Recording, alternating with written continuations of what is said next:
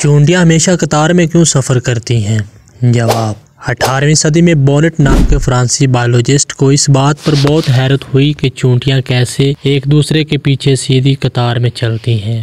इसने एक मेज़ पर चूंटियां छोड़ी और मेज़ के दूसरी तरफ चीनी का टुकड़ा रख दिया। चूंटियां एक कतार बनाकर इस चीनी के टुकड़े की तरफ बढ़ने लगी। बोनेट ने उनकी कतार के दरमियान उंगली रख दी, जिससे उनकी कतार टूट गई और इस जगह उंगली को थोड़ा रगड़ भी दिया। गर्ज के कतार में जाने वाली चूंटियां दो हिस्सों में तकसीम हो गई। उसने देखा कि वो चूंटियां जो कतार टूटने की वजह से पीछे रह गई थी, वो कुछ देर के लिए रुकी, थोड़ा इधर उधर घूमी और फिर अपने सर पर लगे एंटीना को मेज़ की सतह से जोड़ने लगी और फिर चूंटियों ने दोबारा कतार का रास्ता अपना लिया और कतार से जा मिली। इस तजर्बे से बोनेट ने दरियाफ्त किया कि चूंटियां अपने रास्ते पर चलते हुए कुछ ख़ास केमिकल खारिज करती हैं जो पीछे आने वाली बाकी चूंटियों की रहनुमाई करती हैं।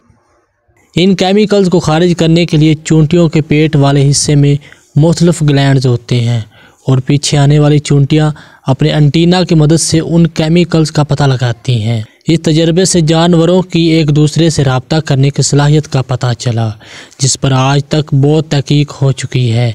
ऐसे केमिकल जो एक जानवर से दूसरे जानवर से रब्ता करने या उसका कोई ख़ास सिग्नल देने के लिए खारिज करता है, इन केमिकल्स को सेमियोकेमिकल्स कहा जाता है। और ऐसे सेमियोकेमिकल जो एक ही स्पीशीज़ के जानवरों के राब्ते के लिए इस्तेमाल होते हैं, उनको फेरोमोन्स कहा जाता है। इन केमिकल्स को फेरोमोन्स का नाम 1959 में दिया गया। जानवर अपने स्पीशीज़ के दूसरे जानवर को खाने का रास्ता बताने के लिए, जिनसी अमल के लिए बुलाने के लिए, ख़तरे का पता देने के लिए, अपने इलाके मुतय्यन करने के लिए फेरोमोन्स खारिज करते हैं। ख़ासकर सेक्स फेरोमोन्स ज़्यादातर मादा जानवरों के जिस्म से खारिज होता है, जिसे सूंघ कर इस स्पीशीज़ के नर भागे चले आते हैं। ये केमिकल खारिज करने के लिए जानवरों के जिस्म पर ख़ास ग्लैंड्स होते हैं।